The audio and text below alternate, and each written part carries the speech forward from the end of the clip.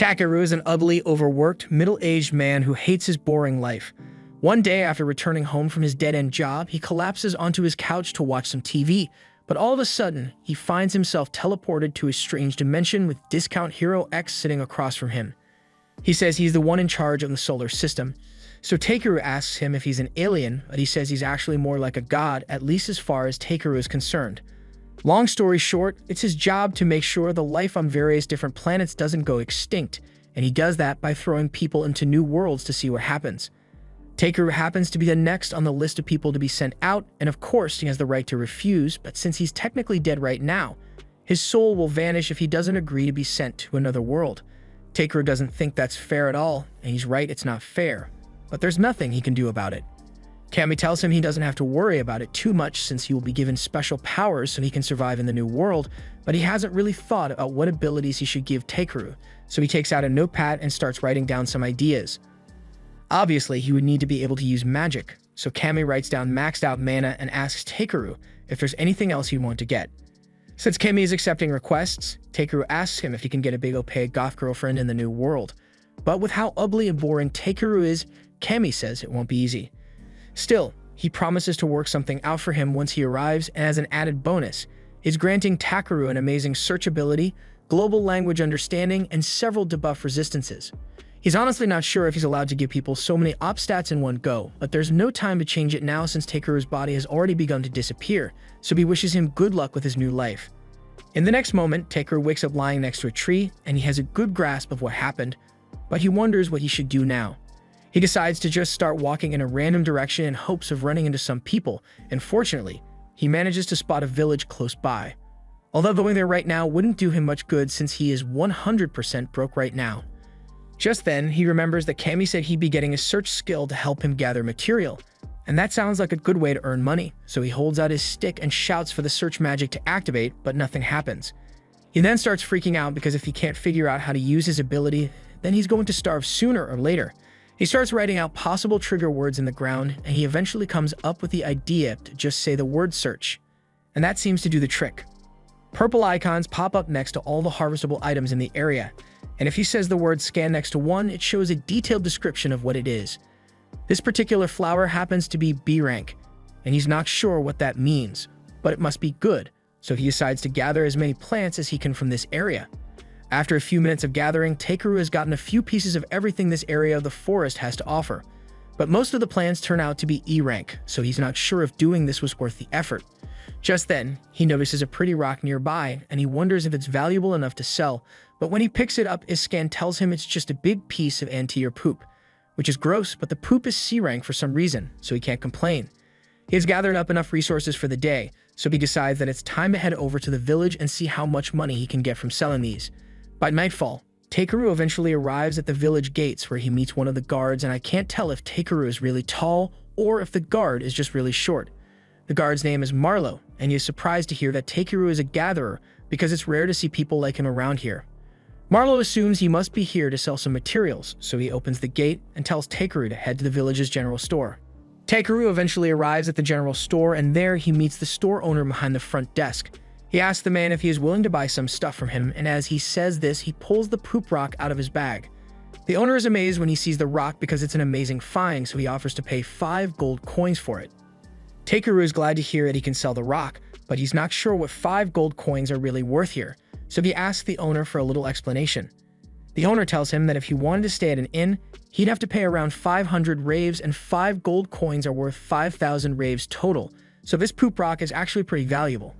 The owner asks Takeru if he has any more goods to offer, so he empties his bag, and the owner can't believe all the exotic plants he managed to gather. He asks why Takeru bothered coming to a remote village like this if he had this many valuable items, so he explains that he just picked these up during his journey here. The old man understands, and now that he has an idea of Takeru's skills, he says he has a favorite ask. Takeru didn't come here expecting to receive a side quest, but he says he's willing to help depending on the difficulty of the request. So the owner explains that he wants Takeru to get some mithril ore from the eastern mountains. That sounds like a lot of work, but the owner says he's willing to pay 360 gold coins for it, so Takeru accepts the mission. However, the owner then turns serious and mentions that there are monsters out in those mountains, and hearing that makes Takeru really nervous, so he is going to need to be careful.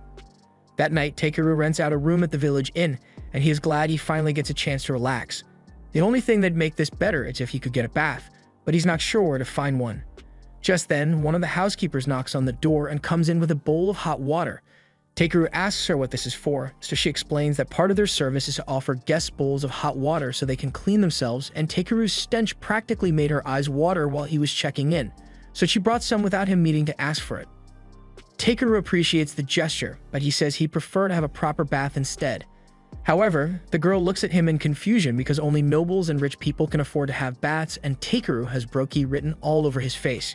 He falls to his knees at the realization that he won't be able to take baths normally in this world, and the girl can see that he's really upset about not getting a bath, so she tells him that there are some wizards who are able to use spells to clean others, so maybe he could try that instead. After hearing her mention wizards, Takeru remembers that Kami gave him the ability to use magic, so he should be able to use a cleaning spell. He's really grateful for the girl's insight, so he gives her a huge tip as thanks and sends her on her way. Once she's gone, he attempts to use cleaning magic by yelling out the word "clean," and it works on the first try. However, feeling the magic rub all over his body causes him to make some weird noises, so the girl probably thinks he's a weirdo now. On the bright side, the clean spell seems to be really effective, so Takeru isn't going to have to worry about smelling funky all the time, but he still wishes he could enjoy a proper bath. The next day, Takeru heads out to gather a few more items to sell when he notices a new symbol from his search skill.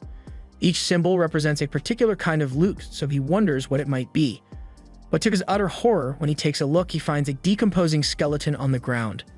His scan tells him that this poor guy is named Belria, and he must have died fighting out here a while ago. He goes closer to inspect the corpse, and that's when he finds a locket with a note on it. The note was from Belria's little sister, and she was basically thanking him for working so hard to earn money to treat their father's illness, but more than anything, she just wanted her brother to make it home safely, so she asked him not to do anything too dangerous. But he clearly didn't listen to her advice. Takeru spends the next hour holding a burial for Belria, and once that's done, he draws a circle and casts a barrier so he can set up camp. The next morning, Takeru heads further into the forest until he arrives at the Forest of White Trees. This place is supposedly full of monsters and creepy as hell, so Takeru would have loved to avoid this place altogether, but it's the only way for him to get to the Eastern Mountain. He casts a light spell so he can see well enough to scan the area, but he doesn't spot anything of high value. Even weirder is the fact that he doesn't see any monsters around here, even though this place is supposed to be crawling with them. He doesn't question it too much and decides to take advantage of the strange absence of monsters to breeze his way through the forest. However, as he was running, he ended up falling straight off the edge of a cliff. There's no way he'd survive a drop like this, so he desperately starts calling out spell words in an attempt to save himself, and fortunately, when he says the word "fly," a floating spell activates, allowing him to land safely. He's now stuck at the bottom of a cavern, but he notices a ton of ores in the nearby walls, so he decides to make the most of it and starts mining them out. He finds a lot of valuable ores like silver, but there's still no sign of any mithril, so he decides to head deeper into the caves. After walking for a bit, his search skill alerts him to an ore deep in some rocks, but before Takeru could head over, he feels the entire cave system begin to shake, so he's going to need to be careful. He uses a controlled fire blast to break through the rock, and as luck would have it, he manages to find some mithril ore, but it's not much. The cave system suddenly begins shaking again, so Takeru is starting to worry that the roof might collapse. The smart thing to do right now would be to head home for the day and come back when you know it's safe, but just like a fanatic cage diver, he decides to keep going deeper anyway. He eventually comes across an opening which leads him to a beautiful aquifer, and he is really excited because the water looks so dazzling. He uses his ability to scan it, and to his surprise, he discovered that this is S-rank ancient dragon magical water. This is the most valuable thing he has ever found, but that ancient dragon part does concern him a little since he wouldn't want to have to deal with one of those. Just then, as Takeru dips his hands in the water, something huge emerges from the water, and a moment later, Takeru is face to face with the ancient dragon. The dragon yells at him for daring to intrude upon its lair, and it is letting off a deadly pressure to intimidate Takeru, but he doesn't actually notice anything wrong. Takeru realizes this is his fault for intruding on the dragon's home, so he sincerely apologizes for his mistake, but this catches the dragon off guard since it has never seen someone remain so calm in its presence before. It takes a liking to Takeru and asks him if he's really a human because he has an unnaturally high amount of mana. It says Takeru's mana pool might even be greater than its own, but Takeru has no idea what it's talking about. The dragon's name is Voldis, and he has a favorite ask now that he knows Takeru has such an expansive mana pool. Basically, it wants Takeru to hatch its egg since it doesn't have enough mana to do it, and as a reward, it will give him a large cluster of mithril ore. Takeru thinks that sounds easy enough to do, so he takes the egg and starts channeling mana into it, but halfway through, the egg suddenly starts draining all his mana until he eventually loses consciousness. By the time he wakes up, he finds a little baby dragon sitting in front of him, so he realizes the hatching was a success. Voldius is glad to see his child has finally been born, but he then proceeds to ask Takeru to take it with him on his journey. Takeru asks if he's sure about this since he thought Voldius would want to spend time with his kid, but Voldius says Takeru is far stronger than him, so his child would be better off with him. And now that Voldius has some milk to buy at the bottom of his lake, so he submerges himself and leaves Takeru to take care of Bee. Takeru and Bee eventually make it out of the cave, but it's almost dark out and it'll be difficult for them to travel through the forest once it's nighttime. He decides that the best course of action is to hunker down for the night and continue traveling tomorrow, so he tells Bee to get ready to set up camp.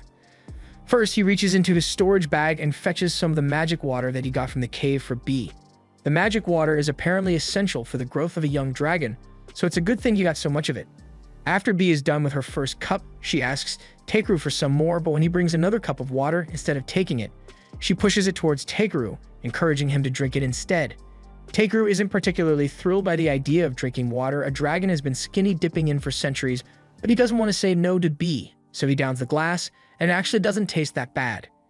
It's now time for Takeru to set up camp, so he sets down a few magic stones to create a protective barrier. Technically, in this world, magic stones are supposed to be an insanely valuable commodity, but he's able to casually make them by just thinking about a spell really hard and pouring magic into his hand. This one, for instance, is a heating magic stone, and Takeru plans to use it to prepare tonight's dinner, so he sets it up in the fireplace and starts cooking. He's making some grilled steak and meat stew to go alongside it.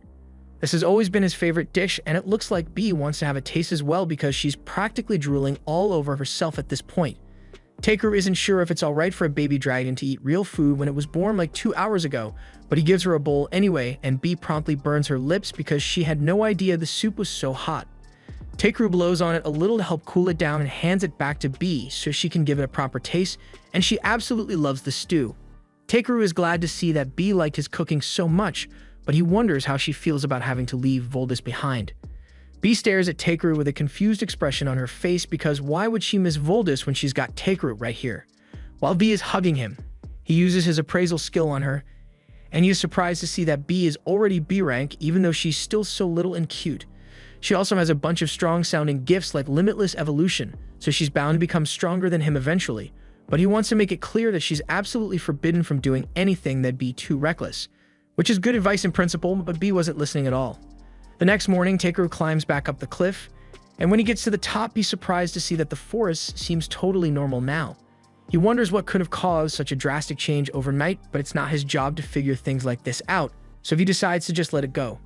Since he's here anyway, he figures he might as well do some gathering, so he uses his search ability to scan for any C-rank ingredients nearby, but just as he's about to start picking them up, Bee comes flying over to him in a panic because there's something scary in the forest. Takeru switches the target of his scan to any hostile monsters in the area, and sure enough, he locates half a dozen hostiles closing in on them. He may not enjoy fighting, but he's more than capable of dealing with a few monsters on his own. All of a sudden, a rock griffin appears behind him, but compared to Voldius, this barely seems like an inconvenience, and if anything, he can't wait to taste the bird's juicy meat once he kills it. He casts his shield to protect himself and then conjures up 3 ice needles before shooting them at the monster and taking it down in one fell swoop. He then turns to face the horde of wolves that's closing in on him and to deal with them. He casts some enhancement magic on himself to boost his movement speed and jumps into the air to evade the wolves' initial attack. He then casts hardening on his hands and feet and caves one skull in on his way down with an axe kick. Afterwards, he takes the remaining wolves out one after another, and by the time he's done, he's got a lot of meat to collect for his next meal. He's happy with the haul he got from that battle, but when he looks up, he realizes there are still a ton of monsters out there, and if he tries fighting them all, he's going to be stuck in this forest for weeks. He wishes there was a way he could just avoid dealing with them altogether. And as he says this, Bee grabs onto the back of his jacket and starts trying to pull him into the air. Takeru wasn't expecting this to work since Bee is so much smaller than him. But as it turns out, she's actually pretty strong, so she manages to lift him into the air. However, at this rate, it'll take them 4 to 5 business days to get out of this forest, so Takeru decides to help out by casting weight reduction magic on himself. The second he does that, he and Bee shoot straight into the air, but Bee isn't exactly a trustworthy pilot, So midway through the flight, she accidentally lets go of Tegru, and he is sent hurtling straight for the ground. Somehow, he managed to survive that devastating fall, and on the bright side, he managed to make it out of the white forest in a matter of minutes, so the mild hip fracture was definitely worth it. They are pretty close to the village, but Tegru doesn't want to risk flying on B, so he decides to just walk instead. Along the way, B starts pointing towards the stick in Tegru's hand, asking what it is. He tells her that it's apparently a branch of the Yggdrasil tree, and it was just sitting in the bag that God gave him, so he decides to just take it out and point it at stuff to see what happens. B seems to understand something about the stick, so she breathes out a cloud of magic onto it, awakening the stick's true form. Tegru has no idea how or why that worked, but before he can figure it out, he suddenly hears a loud growling noise coming from the forest, so he immediately gets himself ready for a fight. Just then, B flies off into the forest by herself, so Tegru is forced to chase after her until they eventually find an elf girl propped up against a tree. Tegru rushes over to aid her since he's worried that she might have been injured by a monster, but the girl tells him she's not hurt, she's just really hungry. She hasn't had anything to eat or drink for 3 days now, and she's on the verge of starving to death, so she begs Tegru to spare her some rations. He can't just leave her like this, so he reaches into his bag and gives her some water, as well as the lunch he packed for himself earlier. The girl's eyes light up the second she sees the food, and she wastes no time scarfing it all down in a matter of seconds, but now that she's no longer starving, Tegru has a few questions for her. For one, he wonders how the hell she has been starving out here for 3 days when the nearest town is barely a day's walk away. The girl admits that she was in a hurry and got lost on her way out here. But even so, it's common sense to carry at least a few days' worth of rations with you at all times, yet she literally brought nothing. The girl is a little embarrassed and tries thinking of a good excuse, but she gets way too close to Tegru in the process, and once he catches a whiff of her, he realizes she stinks. The girl tries to defend herself by telling him it's not her fault since she had to camp out here for days on end with no supplies, but that doesn't change the fact that she smells like manure right now. The girl gets up and tells Tegru that while she is thankful for him saving her, she thinks it was incredibly rude for him to say that she stinks, even if it was true. She then runs off to continue her journey, but she didn't ask for any directions and she still has no supplies, so he doesn't think she's going to make it very far. But that's not his problem to deal with, so he continues heading back to the city with B.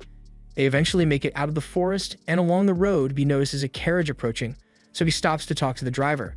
The man notices his staff and asks Tegru if he is a sorcerer, but while he could definitely be one if he wanted to, Tegru wants to stick to peaceful jobs, so he tells the man he's just a gatherer who happens to have a staff. The man then asks him what he's doing all the way out here, so Tegru explains that he is heading towards Hormi village. The man is surprised to hear that he's heading there on foot since it's quite a long journey, but it's not like he had much of a choice. The driver offers to give him a ride back to the village if he would like, and Tegru appreciates the gesture, but he's pretty big, so he is worried that he might take up too much space in the carriage. But both the man and his family already aboard tell him there's nothing to worry about, so he goes around back and climbs in. Something Tegru notices recently is that ever since he came to this world, children seem to just naturally like him. He's not sure why, but it makes things easier for him since if the kids like him, then most adults will be nice to him as well. He thanks them once again for giving him a ride, but they say it's not a big deal since everyone in Tormi helps each other out whenever they are in trouble. Tegru appreciates their generosity, but he thinks they are being a little too trusting since he could have been a bandit for all they knew.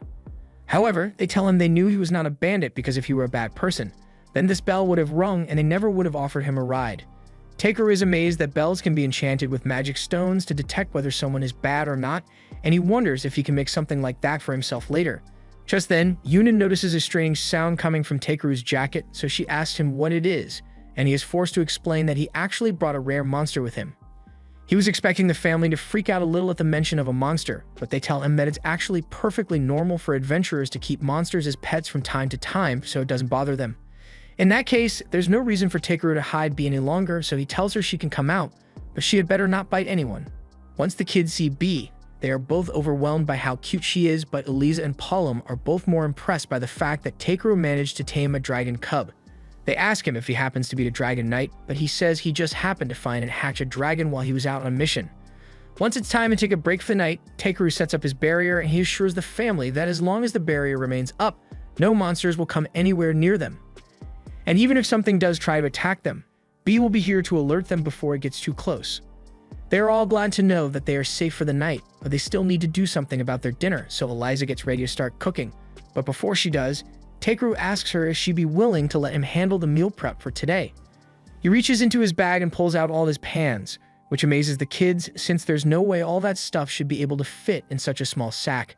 Takeru explains that his bag operates like an item box, so there's a lot more space on the inside than it seems, and it's really handy for gathering things. Once Takeru is done cooking, everyone digs in and they are all delighted by how delicious his food is, especially Paulum since he was sick of having to eat dried meat all the time.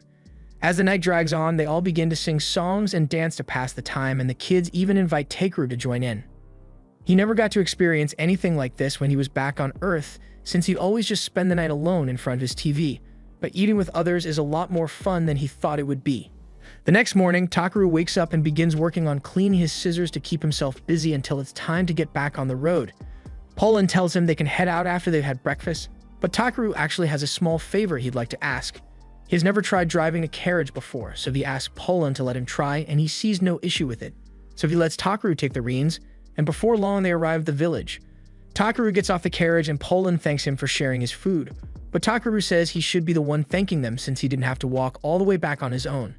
Poland and the others drive off afterwards, and as the short guard watches them leave, he says it must finally be spring. Takeru doesn't know what that's supposed to mean, so he asks the guard for an explanation, and he is informed that Poland does weaving for a living. He frequently travels to warmer regions for work, and the journey is always difficult for him and his family. Unable to hunt, they're left to survive on meager rations. That explains why he was so happy to taste Takeru's food, and learning how bad Poland has it makes Takeru realize how lucky he is to have an ability that allows him to gather materials. A little while later, Takeru heads back to Jerome's store to deliver the materials that he was asked to gather, and as a little test, Takeru slips one magic mithril ore he got from the dragon's den in with the regular mithril to see if Jerome is the kind of person to scam him. Jerome spends a long time examining the rocks, and he eventually comes to the conclusion that this one in particular must be a piece of magic mithril ore. He tells Takeru that a few of these contain enough magic to replace most of the magic stones in the kingdom, and Takeru feigns surprise even though he already knew that. Jerome tells him it's amazing that he was able to find something this valuable, but Takeru tries to downplay the achievement and says he just happened to come across it on his trip. Even if Takeru claims to have found it lying at his feet, Jerome says it still takes considerable skill to be able to find things like this, so he tells Takeru that he would be better off heading to the city of Belkame. It's much larger than this village, and as much as Jerome doesn't like the idea of letting talent like Takeru leave, he will be able to find a larger variety of items to buy and sell compared to what he would get here. He just asks that when Takeru eventually makes a name for himself, he send a few extra customers Jerome's way. Takeru doesn't actually intend on becoming famous or anything, but the idea of heading to the big city does intrigue him, so he decides to read about it once he gets back to the inn. There, he finds out that Belkame has an adventurers guild that brokers requests all across the country. The adventurers themselves are divided into combat, support, and various other roles, and since Takeru is in another world, he wants to try out adventuring and traveling the world for a while. He decides that he is going to go join the guild in Belkame, but before that, there are still a few things he needs to do in Tormy. He heads into town and first finds someone to process all the monsters he caught, and while he's waiting for that to be done, he spends the night partying with the villagers and enjoying a feast. The next morning, Takeru heads back to the butcher, and now that all of the monster parts have been processed, he has enough food and seasoning stock to last for the duration of his journey. The woman tells him it's going to be lonely around here without Takeru around, and a lot of the other villagers have been saying they want him to stay a little longer as well. Takeru says he will miss this place as well, but there are a lot of exciting places out there for him to visit and new people for him to meet, so he can't settle down here. The woman understands, so she says she won't push the matter any further, but before Takeru leaves, she wants to give him something extra. She hands him a bag and says she packed him a travel lunch. Actually, she packed him a ton of travel lunches, so it looks like Takeru isn't going to have to worry about food for a while. After that, he heads back to his room, and the only thing left to do is figure out what to use the magic mithril ore for. Jerome told him he couldn't afford to buy it, so Takeru has no idea what he's supposed to do with it now. It's too valuable for him to just toss out, but since it supposedly has a ton of magical energy inside it, Takeru wonders if he can use it to create something useful for the villagers since they've been so nice to him. Just then, he notices his lamp on the table, and it gives him an idea, so he takes the magic stone and tries combining it with the lantern. It doesn't take long for him to figure out how to do it, and after a large flash, a magic item was created. The next morning, as Takeru was about to depart, the entire village came out to say goodbye to him. Takeru thanks them for everything they've done for him, and as his way of showing his appreciation, he made this for them. He tells everyone that it's a magic item that will create a barrier around the village to keep out any people with malicious intent, and while they are all grateful for his kindness, They wonder if it's really okay for them to take something so valuable. Takaru tells them it's fine since it's the least he can do to repay them. Plus, he wanted to make sure the village would still be in one piece in case he comes back to visit. Jerome is a little curious about what's powering the device, so he takes a look inside and sure enough, he finds the magic stone, which is worth a small fortune. He's about to say that they really can't accept a gift that's so expensive, but Takaru already ran out of the gate while he was talking, so there's no way he can return it now.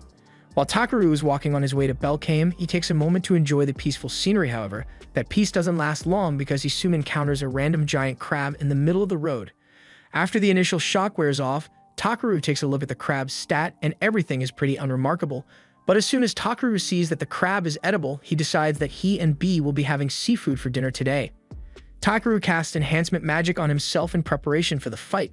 Before he could actually do anything, B suddenly flies ahead and hits the crab with a sonic scream that knocks it out cold. Takaru is impressed since he had no idea that B could do something like that, but the battle isn't over yet because two more crabs suddenly show up. Takaru thinks he's safe in the middle of the road since crabs can only move sideways, but he was horribly wrong since these crabs are able to move forward really fast. They both have him surrounded, so Takaru is about to be smushed, but before the crabs close in, B pulls Takaru into the air, causing them to smash into one another instead. Takaru thanks B for her quick thinking, but the fight still isn't over yet because the first crab just regained consciousness, and it mindlessly charges at Takaru, so he summons his staff and smacks the crab straight into the air, finally killing it.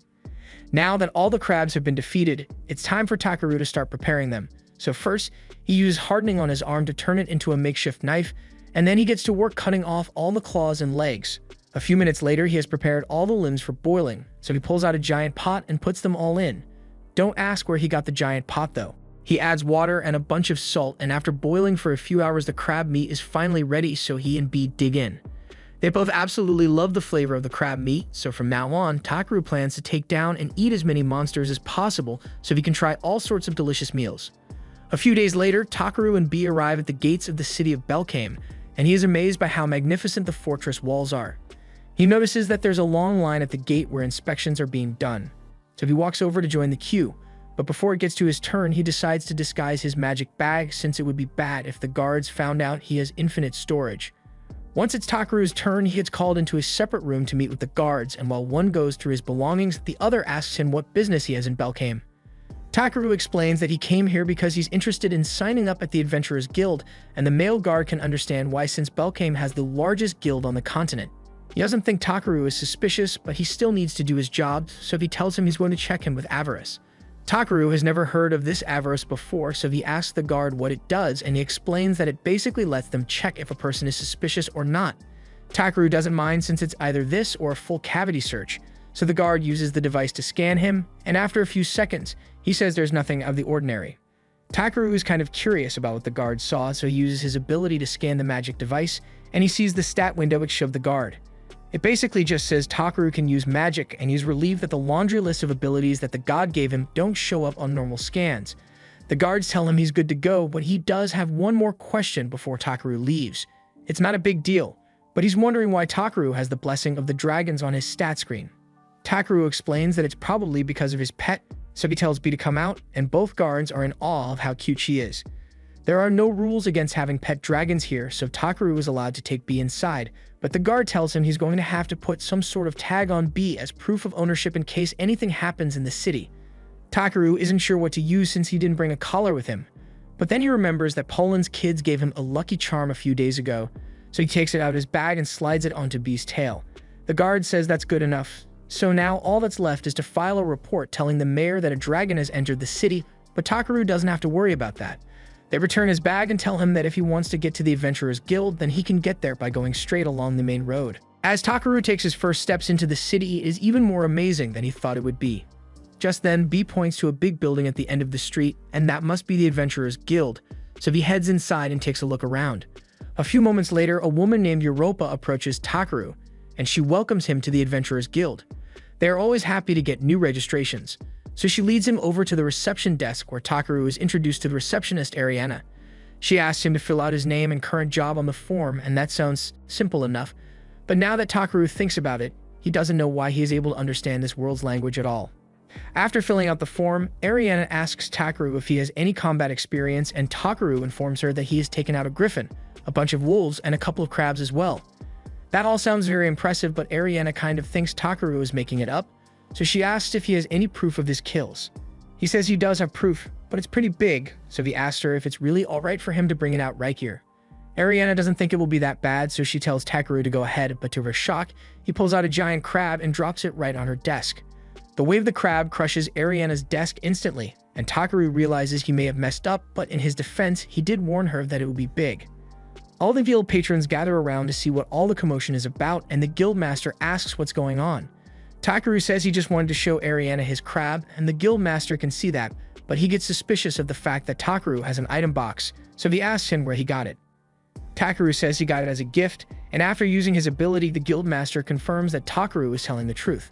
The guild master has a scan ability similar to Takaru's, but instead of a stat screen, he just sees an aura around a person that tells him whether they have good or bad intentions, and Takaru seems fine, so there's no need to punish him for a simple mistake. He says they can appraise the crab and issue payment by the end of the day, but Takaru says he actually plans to eat the crab later, which shocks everyone in the guild. The crowd is starting to get even bigger, so Ariana says she will finish Takaru's registration in the room next door. Once she's at a new desk, she tells him that the crab definitely proved that he is a capable fighter, so she finishes up his registration and slides a guild armband over to him.